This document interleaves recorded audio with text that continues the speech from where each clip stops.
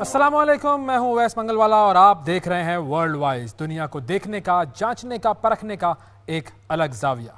बात करते हैं जंग की और जंगी जुनून की।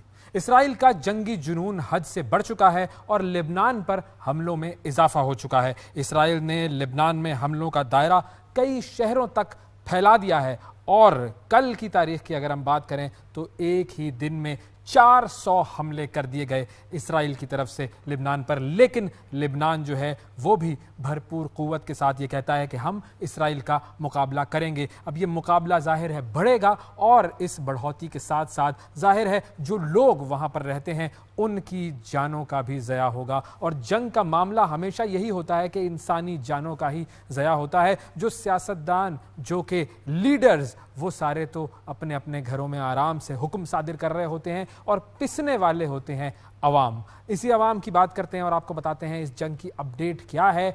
जब इसराइल की तरफ से एक ही दिन में 400 हमले कर डाले गए लेबनान पर, तो उसके जवाब में हिजबुल्लाह ने भी भरपूर क़ुव्वत के साथ इसराइल पर हमले किए। हिजबुल्लाह ने इसराइल में हेफा और रमात एयर बेस पर हमला कर दिया और रॉकेट्स की बरसात कर डाली, जिसमें सेहूनी फ़ौज की चौकियों समेत अहम मकामात को निशाना बनाया गया। अभी गुज़िश्ता हमले की तबाहकारियाँ जारी हैं, ये बात याद रखिएगा। बैरूत में किए गए हमले में मरने वालों की तादाद बढ़कर 45 तक पहुँच गई है। दूसरी तरफ इसराइली फ़ौज ने फ़लस्तीन के एरिया ए के इलाके रमला में मौजूद अल जज़ीरा न्यूज़ के ब्यूरो को भी बंद करवा दिया है। एरिया ए बुनियादी तौर पर वो इलाका है जो कि ऑस्लो अकॉर्ड के तहत फ़लस्तीन की अथॉरिटी के पास है। तो इसराइल फ़लस्तीन के इलाके में घुसकर कैसे किसी भी इदारे को बंद करवा सकता है? वो ऐसे कि अल जज़ीरा के दफ्तर में गैर कानूनी तौर पर एक मिलिट्री रेड की गई और अब इस दफ्तर को 45 रोज़ तक के लिए बंद कर दिया गया है।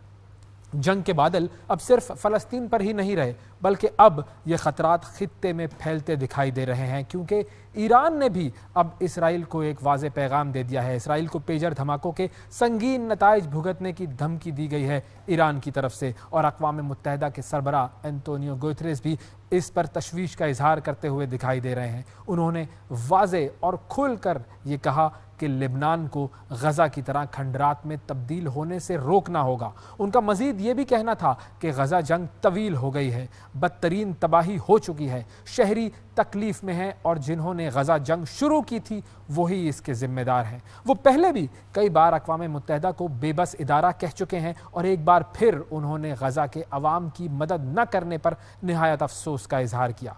तो क्या अब ये समझ लिया जाए कि अक़वाम मुत्तहिदा बतौर इदारा अपनी साख खो बैठा है? क्या इसराइल को इस जारहियत से बाज रखने की किसी मुल्क में और किसी भी इदारे में हिम्मत नहीं है? क्या इसराइल इसी तरह आलमी क़वानीन की धज्जियाँ उड़ाता रहेगा और दुनिया बैठी हुई तमाशा देखती रहेगी?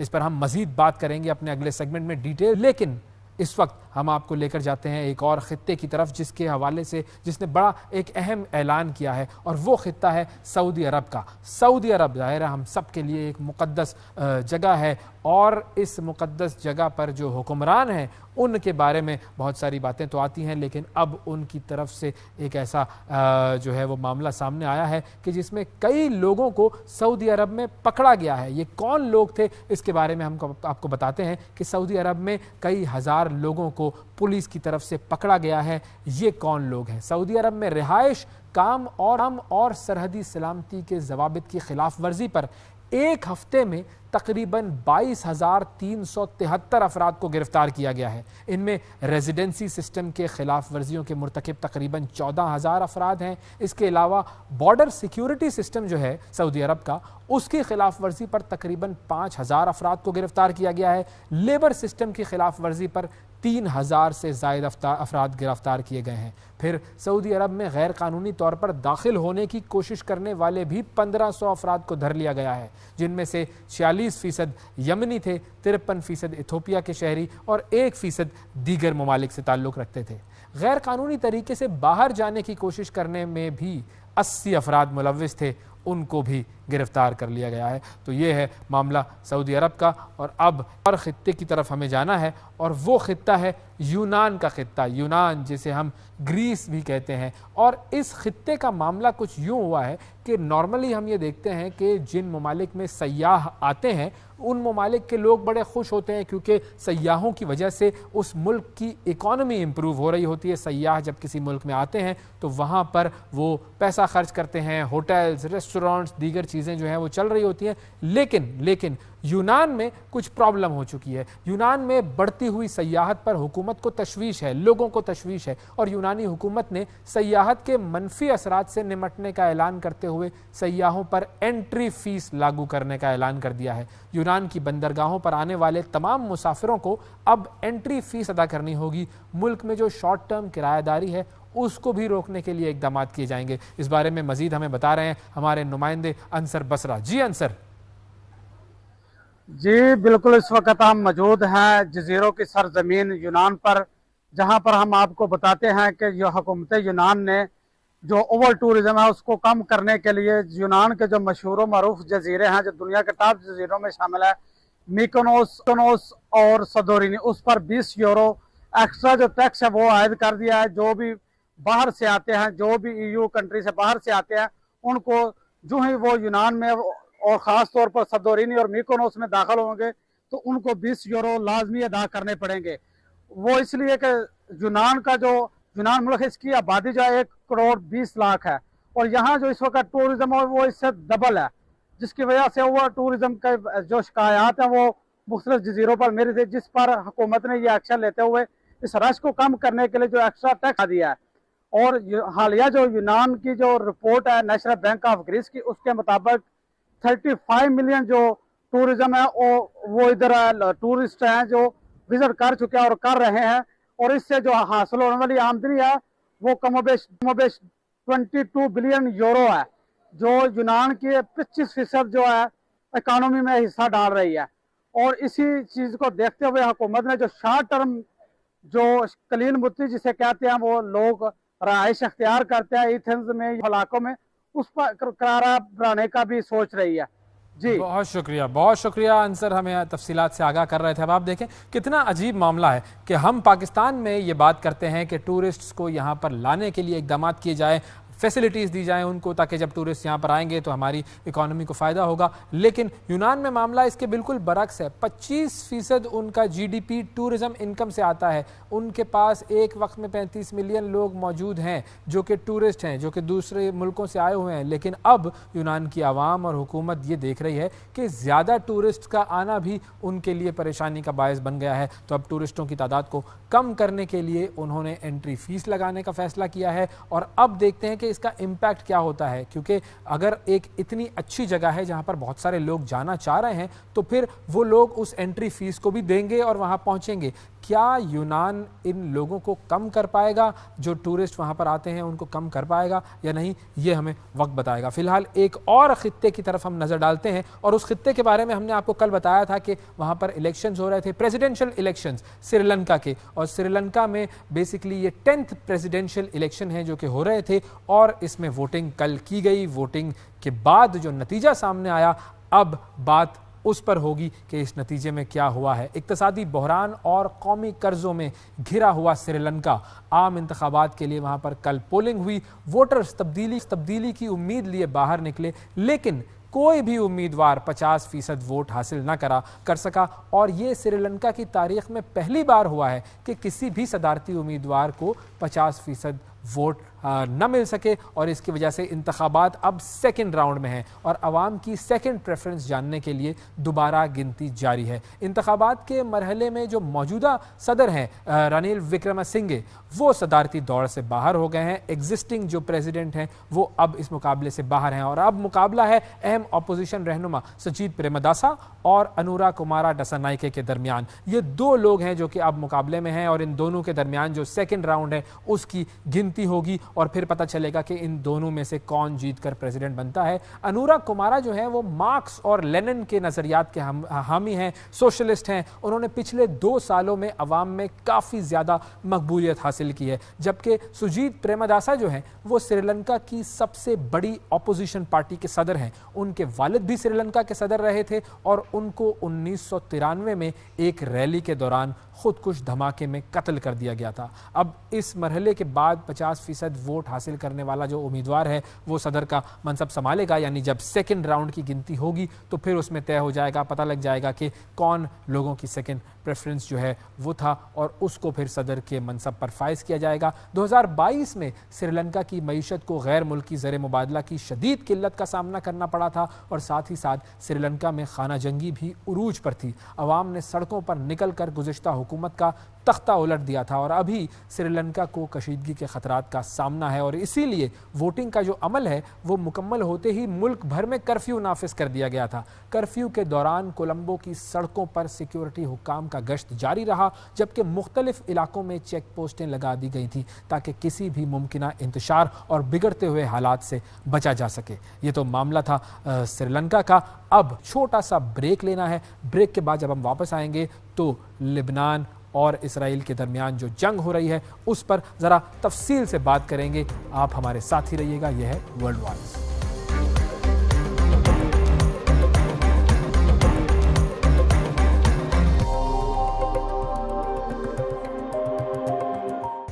Welcome back. بریک کے بعد ایک مرتبہ پھر آپ کو ورلڈ وائز میں خوش آمدید کہتے ہیں۔ اب بات کرتے ہیں اسرائیل اور فلسطین کے تنازع کی، اور یہ ظاہر ہے تنازع ایسا ہے کہ جو کہ 7 اکتوبر کے بعد سے ساری دنیا اس تنازع پر بات کر رہی ہے، اور اب ہم جس ملک کی بات کریں گے وہ ہے یونائٹڈ کنگڈم۔ بنیادی طور پر معاملہ یہ ہے کہ ہم نے یہ دیکھا کہ فلسطین کے معاملے پر دنیا کے جو حکمران ہیں ان کی تو آنکھیں بند ہیں، لیکن بار بار احتجاج کر کے عوام یہ بتا رہے ہیں کہ ان کے ضمیر جاگے ہوئے ہیں۔ دنیا بھر میں انسانیت اور درد دل رکھنے والے لوگ اسرائیل کے خلاف احتجاج کر رہے ہیں۔ کل بھی برطانیہ کے مختلف شہروں میں عوام سڑکوں پر نکلے اور فلسطینیوں کی نسل کشی کے خلاف لندن میں، لیورپول میں بڑے بڑے مارچ کیے گئے۔ مظاہرین کا مطالبہ صرف ایک تھا اور وہ مطالبہ یہ تھا کہ اسرائیل فوری جنگ بندی کرے۔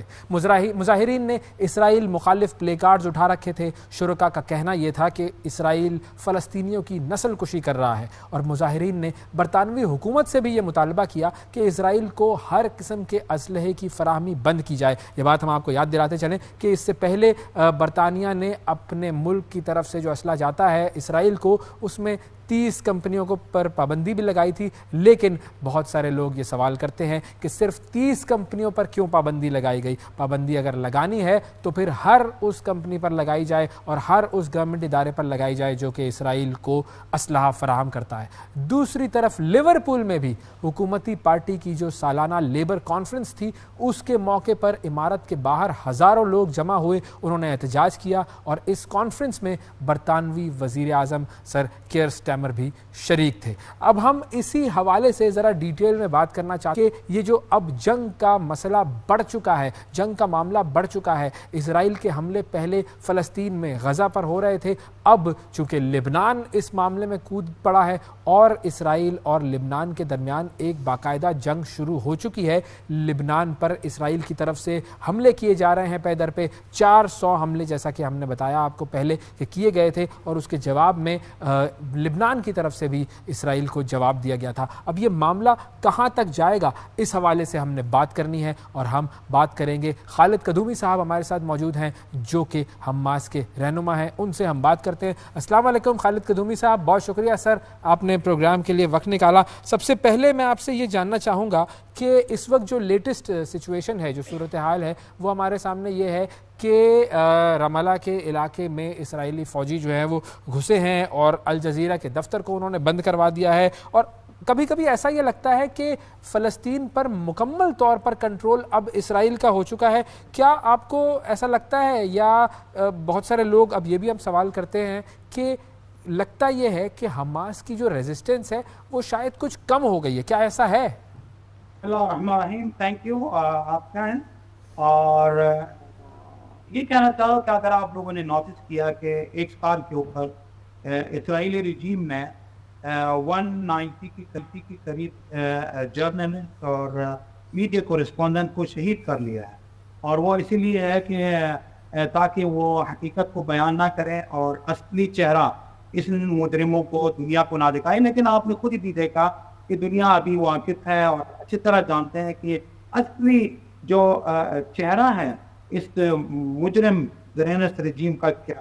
دوسری بات ہے کہ جس طرح آپ نے بہت اچھا بتایا ہے کہ واقعی اگرچہ 1991 سے لے کر آج تک سو کالڈ پیس پروسیس چل رہا ہے مدرید سے اوسلو سے فلسطین اتھارٹی اور اسرائیلیوں کے درمیان میں, اور یہ رام اللہ خاص طور پہ جو ہے نا وہ ایسے جگہ پہ ہے جو فلسطین اتھارٹی کے اندر ہے, تو اس کے باوجود اسرائیل نے اس چیز کو لحاظ نہیں کیا, نہ نتنیاہو گورنمنٹ نے اصلاح کیا, نہ امریکن ایڈمنسٹریشن اس چیز کے خلاف کوئی ٹھوس موقف ہے یا کوئی کلیئر موقف کیا ہے. جا کر انہوں نے الجزیرہ کا کورسپونڈنٹ کو بھی شہید کر دیا, آج اس کے الجزیرہ کا دفتر کو بھی بند کر دیا, کل وہ جو مرضی ایک بندہ ہے کہ رام اللہ کے اندر ہے جو پریزیڈنٹ محمود عباس کے اندر بھی ہے, اور ویسٹ بینک کے علاقوں میں سے کہ جو بظاہر نیگوشیشن پروسیس کے اندر ہی ہے اسرائیلیوں کے ساتھ, وہاں جا کر وائیولیٹ کیا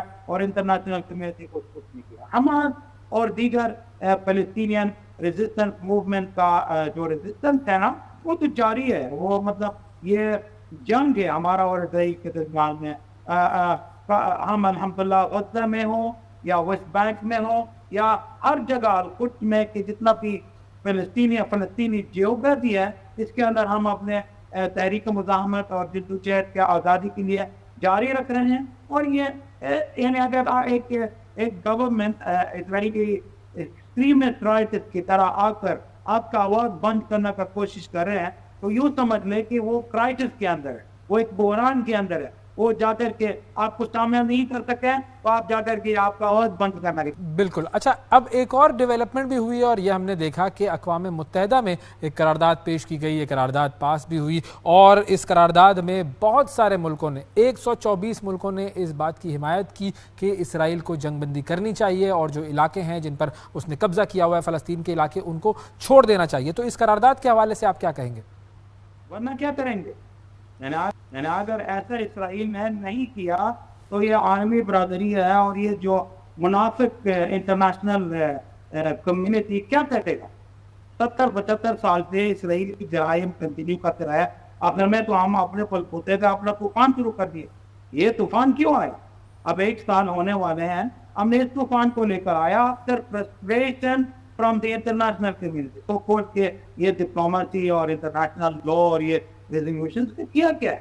اصل بات ہے کہ ہمیں مسلم امت سے پوچھنا چاہیے کہ یہ جو آفیشیل گورنمنٹ ہے, ابھی آپ خود دیکھ رہے ہیں ابھی 4-5 مہینے سے فیلاڈیلفیا کوریڈور قبضوں میں ہے. فیلاڈیلفیا کوریڈور وہ ایک کوڈ ورڈ کا فلسطینین اور ایجپشین کا بورڈر کو کہتے ہیں, یعنی جس کو صلاح الدین کوریڈور کو نام بھی دیا ہے کہ فیلاڈیلفیا کوریڈور اسرائیلی کی قبضہ میں 4-5 مہینے سے. مصر نے کیا کیا؟ It's a direct threat to the national security of Egypt. کیا کیا مصر نے؟ یہ مطلب بہت بڑے سوال ہے. عربی اجلاس ہے, OIC کا اجلاس ہے, یونائٹڈ نیشن کو اپنی جگہ پہ. آپ کو بتایا کہ کچھ دن پہلے ایسے واقعہ ہوا ہے کہ اگر واقعی یونائٹڈ نیشن اپنا آپ کو رسپیکٹ کرتے ہیں کہ ان کا سلوک کچھ اور ہوگا. دانی خاتون اسرائیلی امبیسڈر ٹو یونائٹڈ نیشن اپنے خطاب میں جو ریزولوشن آپ ابھی فرما رہے تھے کہ مطلب کہ 10 مہینے کے اندر اسرائیلی آکیوپیشن ختم ہونا چاہیے اور 1967 کے علاقے سے اور اسی جگہ سے واپس آنا ہے اور یہ ساری چیزیں جنرل کاؤنسل کے ساتھ سے یہ بات ہوئی تھی. دانیہ تم نے کہا تھا یہ حرکت ختم کرو. آپ امیجن کریں اسی طرح ڈپلومیٹک لینگویج یہ کوئی ڈپلومیسی ہے پھر وہ کہہ رہے یہ حرکت ختم کرو اور وہ جا کر کوئی بھی ریزولوشن پاس ہوتا ہے اس کو رپ کر کے وہ کاؤنٹ کرتے. ہاں یہ عرب کا اور اسلام کا پیٹرول کا ریسورسز کا اور یہ ساری اتنے بڑے بڑے نام آپ خود دیکھ رہے ہیں. 2 بلین ہمارا پاپولیشن ہو گیا ہے دنیا میں, مور دین 1/5 of the international of the globe population. ہم نے کیا کرنا یہ سوال ہے. اقوام متحدہ سے پہلے ہم فلسطینی طور پہ مسلم امت کے امن کے دفاع میں لگے ہوا ہے, فرنٹ لائن پہ. آج اگر حماس نہ ہو، جہاد اسلامی نہ ہو، فلسطینی مزاحمت نہ ہو، تو اسرائیل آپ کا اسلام آباد میں ہونا تھا، آپ کا تو تہران میں ہونا تھا، ریاض میں ہونا تھا، تو ہم اس دفاع میں لگے ہوا. ٹھیک ہے، ہم انسان کوئی نہیں جتلا رہا ہے کیونکہ ہمارا تقدیر ہے. We are in the forefront. ہمارا بیان وطن ہے، ہمارا ہوم لینڈ ہے، ہمارا قبلہ اول مسلمانوں کو ہم دفاع میں لگے ہوئے ہیں، مسجد اقصی کے دفاع میں لگے ہوئے ہیں. مسلم امہ نے اس اور سوورینٹی کی جنگ میں انہوں نے اپنے لیے کیا کیا؟ آج ریجن کے طور پہ ہمارا کون سا نیٹ ورک ہے جس سے یہ مغربی طاقتیں اس سے ڈرے کا مطلب یہ نہیں ہوتا کہ ہم امریکہ کے ساتھ جنگ کرنا چاہتے ہیں، مگر کم از کم یار کوئی رسپیکٹ ہو جائے گا کہ ہمارے جو ریجن میں انٹرفیئر نہ کوئی کرے. اسرائیل ایلین اینٹی جو اس سینچری کی شروعات میں اس کو پلان کیا ہمارے درمیان، اس کے خلاف کیا کیا ہم نے؟ صلاح الدین ایوبی کا محراب ہے جو مسجد اقصی کے اندر 1969 میں جلایا گیا ہے. 21 اگست اس کا اینیورسری ابھی کچھ دنوں پہلے گزر چکا ہے. OIC نے جو اس کا وجود اس حادثہ کی وجہ سے دنیا میں آیا ہوا ہے اور اس کا فاؤنڈیڈ ہو گیا تھا اس 1969 میں، اس مسجد اقصی کے لیے کیا کیا یار؟ بات حماس نہیں ہے یا ریزسٹنس کرنی ہے یا پولیٹیکل اپروچ کرنی ہے، عزت اور آنر ہے اور سوورینٹی ہے مسلم امہ کا. ہم کیا کر رہے ہیں؟ اچھا آپ کا ڈگنیٹی کہاں ہے؟ نہیں کر رہے، کچھ بھی نہیں کر رہے. آپ کی بات بالکل ٹھیک ہے. مجھے یا ہم سب کو اپنے انسان ہونے پر اور اپنے مسلمان ہونے پر شرمندہ ہونا چاہیے کہ ہم کس طرح کے مسلمان ہیں کہ ہم وہاں کے لیے کچھ بھی نہیں کر پا رہے اور ہم صرف یہ دیکھ رہے ہیں کہ وہاں پر لوگوں کو، مردوں کو، عورتوں کو، بزرگوں کو، بچوں کو کاٹا مارا جا رہا ہے اور 42,000 لوگ شہید کر دیے گئے 7 اکتوبر سے لے کے اب تک، اور ہم صرف اور صرف دیکھ رہے ہیں، صرف اور صرف باتیں کر رہے ہیں. ہمیں شرم آنی چاہیے. بالکل صحیح بات ہے. لیکن ابھی ایک اور بیان بھی آیا تھا سعودی عرب کی طرف سے اور UAE کی طرف سے بھی یہ بیان آیا تھا. انہوں نے کہا کہ ہم جب تک ایک فلسطین کا مسئلہ حل نہیں ہوگا تو ہم اس وقت تک اسرائیل سے کوئی بات نہیں کریں گے، اس کو کسی بھی طریقے سے ہم انگیج نہیں کریں گے. تو اس بیان کو کیسے دیکھتے ہیں آپ؟ یہ پازیٹیو ہے. اس میں یہ پازیٹیو کیوں ہے؟ یعنی اگر اچھا کریں گے کتنا 10% اچھا کریں گے فلسطینی کے ساتھ جا کر اسرائیل کے ساتھ تعلقات کریں. اصل مسئلہ ہے کہ اسرائیل کے ساتھ تعلقات نہیں کرنا چاہیے. فلسطین سے دور کی بات ہے. کر لے بات یہ ہوتا ہے مارچ 2023 میں سمورٹش اسرائیل کا فائنانس منسٹر اور انٹرنیشنل سیکیورٹی کا انچارج پیرس میں ایک کانفرنس منعقد ہوا ہے. اس پوڈیم کے اوپر جہاں وہ اسپیچ کر رہے تھے، آپ اس کا گوگل کیجئے، آپ کو پتہ چل جائے گا کہ اس کے اوپر نقشہ جو اسرائیل کا وہ واضح ہے. اس میں ایجپٹ ہے، اس میں سعودی عربیہ کا پارٹ بھی ہے، پورا جوردن کا ہے، پارٹس آف عراق ہے. کون سا آپ بات کر رہے کہ نارملائزیشن وہ دیکھ رہی ہے؟ This is not a positive approach.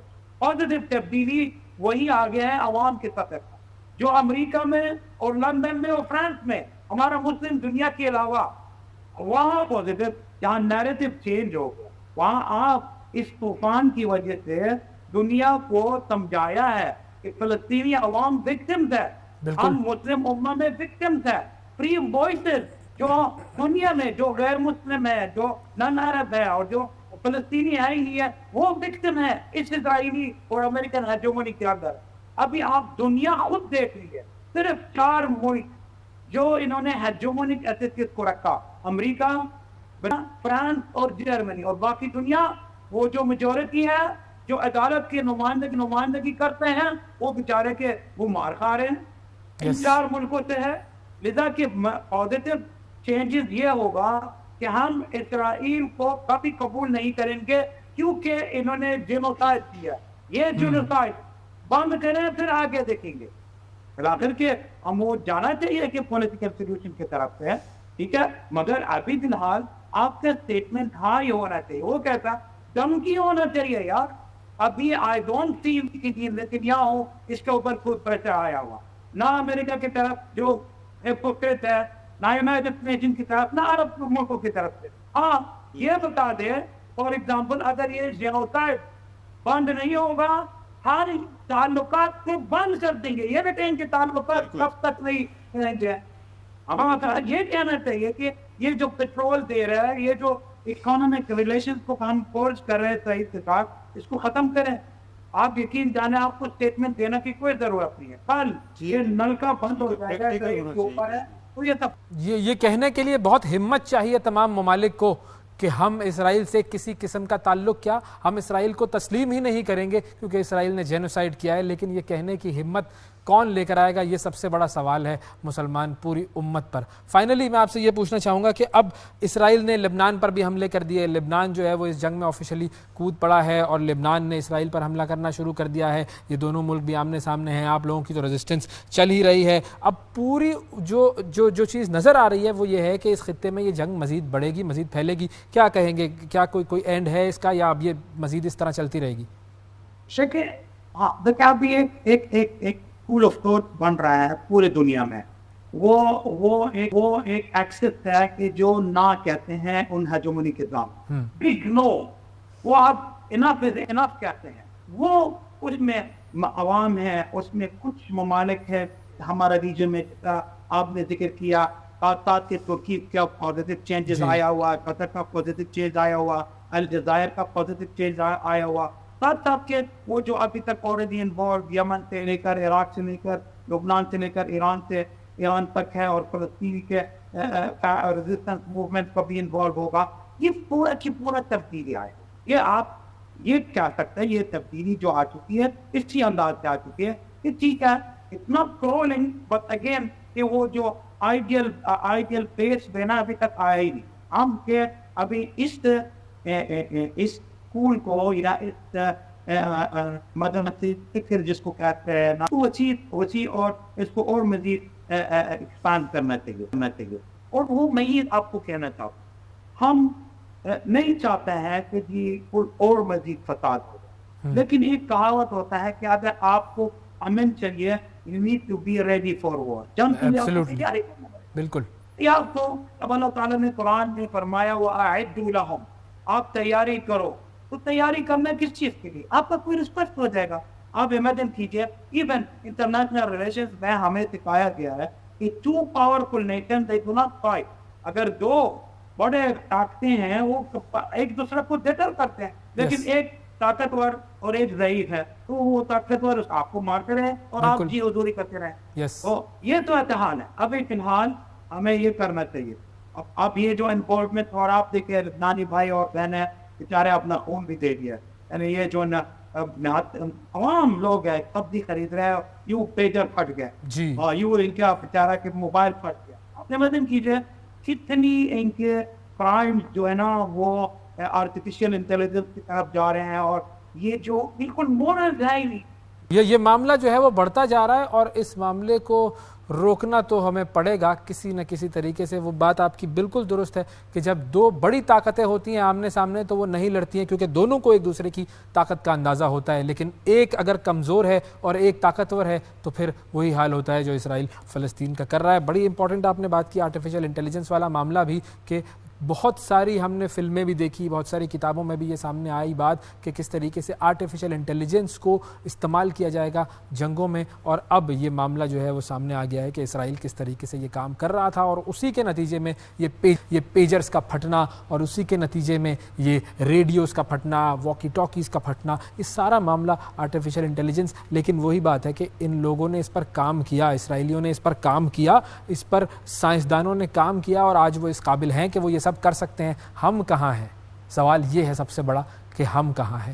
یہ ایک بہت بڑا سوال ہے جس کا جواب ہمیں ڈھونڈنا، گریبانوں میں جھانکنا ہوگا. بہت شکریہ ادا کریں گے خالد قدومی صاحب آپ کا، آپ نے وقت دیا. بہت ساری دعائیں، ہم چونکہ وہی بات ہے کہ ہم دعا ہی کر سکتے ہیں کہ کچھ ایسا معاملہ ہو کہ فلسطین جو ہے وہ اس پورے معاملے میں فاتح کی صورت میں ابھریں اور ان کے خطے پر جو تسلط ہے، فلسطینیوں کے خطے پر، فلسطینیوں کے ملک پر جو تسلط ہے اسرائیل کا، وہ ختم ہو. بہت شکریہ آپ کا. ایک اور خبر کی طرف آپ کو لے کر جاتا ہوں کہ ہم جب بات کرتے ہیں کہ بڑے بڑے ممالک کے حکمران تو کچھ نہیں کرتے لیکن انڈیویجولی بہت سارے لوگ بہت کچھ کرتے ہیں. ناروے کے خطے سے ایک فٹ بالر نکلا ہے اور یہ نارویجین نژاد فٹ بالر، پاکستانی نژاد فٹ بالر اس کو کہہ لیں، پاکستانی نژاد فٹ بالر جو کہ ناروے کا فٹ بالر ہے اور اس کا نام ہے جی اولے سیتر. اس نے ایک بہت بڑا کام کیا ہے. جی, پاکستانی نژاد نارویجن فٹ بالر نے اسرائیلی کلب کی پرکشش آفر کو ٹھکرا دیا ہے. اس فٹ بالر کا نام ہے اولے سینتر اور اس نے اسرائیل کو انسانی حقوق کی خلاف ورزی کرنے والا ملک قرار دیتے ہوئے اسرائیل کی جانب سے ایک فٹ بال کھیلنے کی پیشکش تھی, اس کو ٹھکرا دیا ہے. اسرائیلی فٹ بال کلب ہے مکابی حیفا, اس کی طرف سے اس کھلاڑی کو $9,10,000 کی آفر تھی, یعنی تقریباً اگر پاکستانی روپے میں بات کی جائے تو 26.5 کروڑ روپے اس کو آفر کیے گئے تھے. لیکن اس لڑکے نے, جو 28 سال کا یہ لڑکا ہے, اس نے اسرائیلی کلب سے اس معاہدہ کرنے سے انکار کر دیا ہے. اس کا ماننا یہ ہے کہ اسرائیل انسانی حقوق کی کھلی خلاف ورزی کر رہا ہے اور ایسے ملک کی نمائندگی کرنا اس کے لیے قابل قبول نہیں ہے. اس نے یہ بھی کہا کہ وہ ملک جو معصوم بچوں اور بوڑھے افراد کا خون بہاتا ہو, وہاں جا کر کبھی وہ فٹ بال نہیں کھیل سکتا اور نہ ہی اسے ایسے پیسے چاہیے. ان پیسوں سے زیادہ اہم ہے اس کی ویلیوز. اس لڑکے کی والدہ جو ہیں وہ پاکستانی ہیں, جس کی وجہ سے اس کو پاکستان کی طرف سے نمائندگی کرنے کا بیسکلی قانونی حق ہے. اور اس کے بعد پاکستان فٹ بال ٹیم کی جرسی پہن کر وہ کئی بار تصاویر بھی اپنے سوشل میڈیا پر شیئر کر چکا ہے. تو یہ وہ چیز ہے جو کہ ہمیں نظر آتی ہے لوگوں میں, عام لوگوں میں. سیاستدانوں کو حقوق چھوڑ دیں, لیکن جب عام لوگوں کی بات ہوتی ہے تو یہ جذبہ سامنے آتا ہے کہ کروڑوں روپے, کروڑوں ڈالر ٹھکرا دیے جاتے ہیں اور یہ بات دنیا کو بتائی جاتی ہے کہ اسرائیل ظالم ہے اور اسرائیل جابر ہے. ایک چھوٹا سا وقفہ لیتے ہیں, وقفے کے بعد دوبارہ آپ کی خدمت میں حاضر ہوں گے. یہ ورلڈ وائز, ہمارے ساتھ رہیے گا.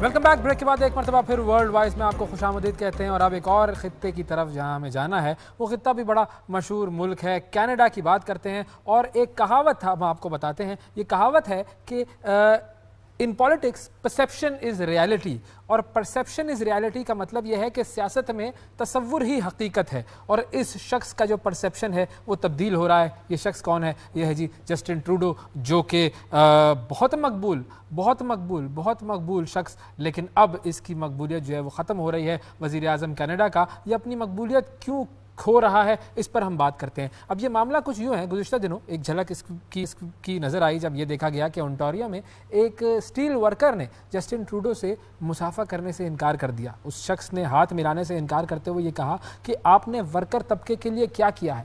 تو کینیڈا میں ہر دل عزیز سمجھے جانے والے جسٹن ٹروڈو صاحب, ان کی مقبولیت کافی گر چکی ہے اور اس کا ثبوت ہمیں ملا گزشتہ دنوں مونٹریال میں ہونے والے ضمنی انتخابات میں لبرل پارٹی کی ہار. اب یہ وہ نشست ہے جو کہ گزشتہ 30 سال سے لبرلز کے پاس تھی, اور کینیڈا میں سیاسی تجزیہ کار اور سیاسی جو پنڈتس ہیں وہ مونٹریال ہائی الیکشن کو جو ہے وہ لٹمس ٹیسٹ کے طور پر دیکھ رہے تھے, اور کہا یہ جا رہا تھا کہ اس ہار کے بعد اب جسٹن ٹروڈو جو ہے وہ کافی پریشان دکھائی دے رہے ہیں. اور کیا وجوہات ہیں کہ اتنے ہینڈسم جسٹن ٹروڈو کی مقبولیت اتنی تیزی سے گر رہی ہے, اور کینیڈا کے سیاسی منظرنامے میں کیا ٹویسٹ آنے والا ہے, اس حوالے سے ہمارے ساتھ بات کرنے کے لیے کینیڈا سے موجود ہیں صحافی جناب علی آفاق صاحب. السلام علیکم علی آفاق صاحب, یہ بتائیے آپ کا کیا اس بارے میں انالیسس ہے, جسٹن ٹروڈو کیوں مقبولیت کم ہو رہی ہے, ان کی وجہ کیا ہے؟ جی اویس, کینیڈا کے سیاسی منظرنامے کو دیکھا جائے تو یہاں پر جسٹن ٹروڈو کی مقبولیت میں کافی کمی دکھائی دینا شروع ہو گئی ہے, اور اس بات سے بھی اس چیز کا اندازہ لگایا جا سکتا ہے کہ وہ گزشتہ دنوں ایک جگہ پہنچے ہوئے تھے, اور وہاں پر انہوں نے جب وہاں کے ورکر سے بات کرنے کی کوشش کی تو وہاں پر موجود ایک ورکر نے ان سے ہاتھ ملانے سے انکار کر دیا, اور جب وہ بات کرنے لگے اس ورکر سے تو اس ورکر نے ان کو واضح طور پر بتایا کہ وہ ایک عام آمدنی رکھنے والا ملازم ہے, نہ کہ اس کی تنخواہ بہت زیادہ ہے, نہ کم, بڑی سٹیبل سی اس کی انکم ہے, لیکن اس کو بہت زیادہ مسائل کا سامنا ہے. اس نے جسٹن ٹروڈو سے سوال کیا کہ انکم ٹیکس کے لیے آپ نے آخر کیا ہے. اس نے ڈینٹل کیئر کے حوالے سے بھی پوچھا کہ آپ جو بتا رہے ہیں ڈینٹل کیئر پر ایسا حقیقت میں ایسا نہیں ہے. جسٹن ٹروڈو اس وقت وہاں پر موجود تھے اور صورتحال کو سنبھالنے کے لیے ذرا سے کشمکش کا شکار بھی نظر آئے, اور انہوں نے وہاں اس کو بتانے کی کوشش کی کہ ان کی گورنمنٹ نے کیا ہے اس ضمن میں. ساتھ ساتھ آپ کو یہ بھی بتا دیں کہ جی ہاں, جو سیاسی طور پر لبرل پارٹی ہے جس کو ہیڈ کرتے ہیں اور وزیر اعظم ہیں کینیڈا کے جسٹن ٹروڈو, ان کی پارٹی کو شدید تنقید کا سامنا ہے. اگر ہم پچھلے سالوں پر نظر ڈالیں تو ہم نے دیکھا ہے کہ کینیڈا میں مہنگائی کی شرح میں بھی بہت زیادہ اضافہ ہوا ہے, اور اس کے علاوہ جو ہاؤسنگ ہے، لوگوں کو گھر افورڈ کرنا بہت زیادہ مشکل ہو گیا ہے. نئے لوگ یہاں پر جو بھی آ رہے ہیں، خاص کر امیگرینٹس، ان کو اتنے زیادہ مشکلات کا سامنا، ایک تو جابز نہیں مل پا رہی ہوتی ہیں، اور اس کے بعد اگر جاب مل بھی جاتی ہے تو وہ اس سٹینڈرڈ پہ نہیں ہوتی جس پہ آپ کو گھر مورگیج آپ کروا سکیں یا قرضہ لے سکیں گورنمنٹ سے. اس کے ساتھ ساتھ آپ کو یہ بھی بتا دیں کہ یہ جو ساری صورتحال ہے، اگر جسٹن ٹروڈو جو کہ پچھلے 9 سال سے اقتدار میں ہیں، ان کی مقبولیت کو دیکھا جائے تو یہاں پر ایک اپروول ریٹ کہلاتا ہے، جو جب وہ اقتدار میں آئے تھے تو وہ 67% تھا، اور اب وہ اپروول ریٹ یعنی کہ لوگوں کی پسندیدگی کا جو اشاریہ ہے وہ 28% پر آ گیا ہے. بہت بڑا فرق ہے یہ. اچھا مجھے یہ بتائیں، مونٹریال کی سیٹ ہاری ہے لبرلز نے، تو اب لبرلز کا کیا رد عمل ہے اور وہ کیا ان کی آئندہ حکمت عملی ہوگی؟ حکمت عملی کی اگر بات کی جائے جسٹن ٹروڈو کی، تو وہ بظاہر تو بار بار اس بات پر کافی مصر نظر آتے ہیں کہ انہوں نے ڈینٹل کیئر کے لیے بہت کچھ کیا ہے، اور وہ بہت زیادہ کام کر رہے ہیں مہنگائی کی شرح کے کمی لانے کے لیے اور دیگر شعبوں میں بھی کام کرنے کے لیے. لیکن اگر حکمت عملی دیکھیں لبرل پارٹی کی، تو فی الحال ان کی حکمت عملی ذرا سی شیکی ہوتی نظر آ رہی ہے، کیونکہ جو آن گراؤنڈ ریالٹی ہے وہ یہی ہے کہ عوام ان کو ووٹ نہیں دے رہے ہیں، جس کا سب سے بڑا عملی نمونہ ایک اور چیز مجھے بتائیں، جہاں 30 سال سے وہ فاتح رہے مونٹریال، کہ جسٹن ٹروڈو، امید ہے اس بات کی کہ جسٹن ٹروڈو کیا خود استعفیٰ دے سکتے ہیں؟ اس بات میں کتنی امید ہے کہ جسٹن ٹروڈو جو ہے وہ استعفیٰ دے دیں گے یا مستعفی ہو جائیں گے؟ تو میں آپ کو بتاؤں کہ اکثر ممالک میں جو وزراء اعظم ہوتے ہیں، ناقص کارکردگی کی بنا پر اتنی آسانی سے مستعفی ہوتے نہیں ہیں. کچھ اسی طرح کا حال کینیڈا میں بھی ہے. جسٹن ٹروڈو بہرحال ابھی تک تو پرعزم نظر آ رہے ہیں کہ وہ اپنے ریفارم سے اگلے الیکشن میں فاتح قرار دیے جائیں گے اور عوام کا ووٹ ان کے ساتھ ہوگا. لیکن ہم نے آپ کو ایک مثال بھی دی کہ عوام کا ووٹ بظاہر ان کے ساتھ نظر نہیں آ رہا، کیونکہ اس کا ثبوت عوام نے مونٹریال میں بھی دے دیا ہے، ان کو شکست ہوئی ہے، اور ٹورانٹو کی بھی ایک سیٹ وہ ہار گئے ہیں. لیکن وہ پھر بھی پرعزم ہیں، اور وہ مختلف پریس کانفرنس میں یہ بتاتے دکھائی دیتے ہیں کہ عوام کا ووٹ ہی ڈیسائیڈ کرے گا کہ کون فاتح ہے، اور وہ خود بڑے پراعتماد اور پرعزم نظر آ رہے ہیں. تو اس کا مطلب استعفیٰ دینے کی تو کوئی امید نہیں ہے. اچھا، آپ کنزرویٹو رہنما جو ہیں پیئر پولیور، وہ تحریک عدم اعتماد کی بات کر رہے ہیں کہ ٹروڈو کے خلاف تحریک عدم اعتماد لائی جائے گی، تو کیا ایسا بھی ہو سکتا ہے؟ جی ہاں، کنزرویٹو پارٹی کے رہنما پیئر پولیور نے جو ہے وہ عدم اعتماد لانے کا عندیہ دے دیا ہے. پیر کا دن بڑا کروشل ہوگا، اور اس دن اطلاعات یہی آ رہی ہیں کہ وہ عدم اعتماد لانا چاہ رہے ہیں، اس کو ایڈوانس کریں گے پارلیمنٹ میں. ساتھ ساتھ آپ کو یہ بھی بتا دیں کہ پیئر پولیور کا ساتھ دینے کے لیے این ڈی پی کے لیڈر نے تو کہہ دیا ہے کہ ہم ان کا کوئی ساتھ دینے کے لیے نہیں ہے، یہ ان کی اپنی رائے ہے، وہ عدم اعتماد لانا چاہ رہے ہیں. لیکن مجموعی طور پر ہم یہ بھی دیکھ رہے ہیں کہ دیگر پارٹیاں ہوں، این ڈی پی ہو، کنزرویٹو پارٹیز ہوں، سبھی جسٹن ٹروڈو کو تنقید کا نشانہ تو ضرور بنا رہے ہیں. لیکن عدم اعتماد کی جو بات آئی ہے وہ فی الحال صرف پیئر پولیور کی جانب سے آئی ہے، اور ان کا یہ کہنا ہے کہ پیر کا دن بہت عام ہوگا، اور اس دن وہ اس قرارداد کو سامنے لانے کی کوشش کریں گے جس میں عدم اعتماد کی قرار. بہت شکریہ ادا کریں گے. علی آفاق ہمارے ساتھ موجود تھے، اور کینیڈا میں جسٹن ٹروڈو کی گرتی ہوئی مقبولیت کے حوالے سے بات ہو رہی تھی. آج کے پروگرام میں ناظرین اتنا ہی. آپ سے اگلے پروگرام میں پھر ملاقات کریں گے. اس وقت تک کے لیے اجازت دیجیے. اللہ حافظ.